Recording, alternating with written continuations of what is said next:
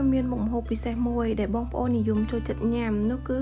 បុកទឹកគ្រឿងបែបអ្នកបាត់ដំបងប៉ុន្តែបុកទឹកគ្រឿងរបស់ខ្ញុំគឺរាងខ្លាយបន្តិចហើយដោយសារខ្ញុំមិនបានដាក់ត្រីឆ្អើរដូចអ្នកបាត់ដំបងទេតោះទៅមើលពីវិធីធ្វើទាំងអស់គ្នាទិញបន្លែ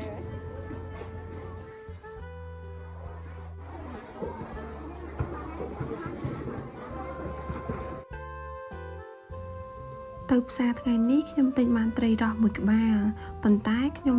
យកតែពាក់កណ្ដាលខាងកន្ទុយទេសម្រាប់ធ្វើបុកទឹកគ្រឿងរបស់ខ្ញុំ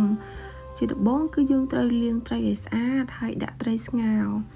គ្រឿងផ្សំដែលសំខាន់សម្រាប់ការបុកទឹកគ្រឿងរបស់អ្នកបាត់ដំបងនោះគឺត្រប់ពុតញងខ្ទឹមសនិងខ្ទឹមក្រហម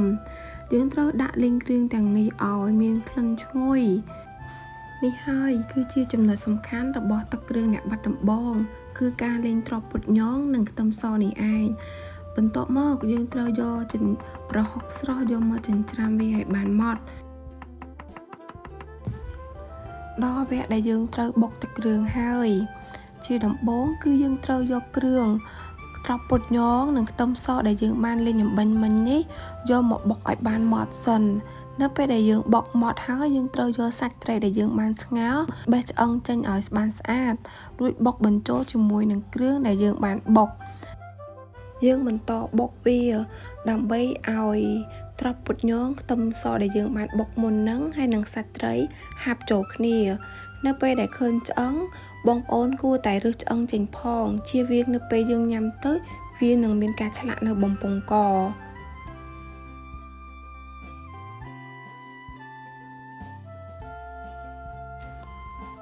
ដល់វគ្គថែមគ្រឿងហើយ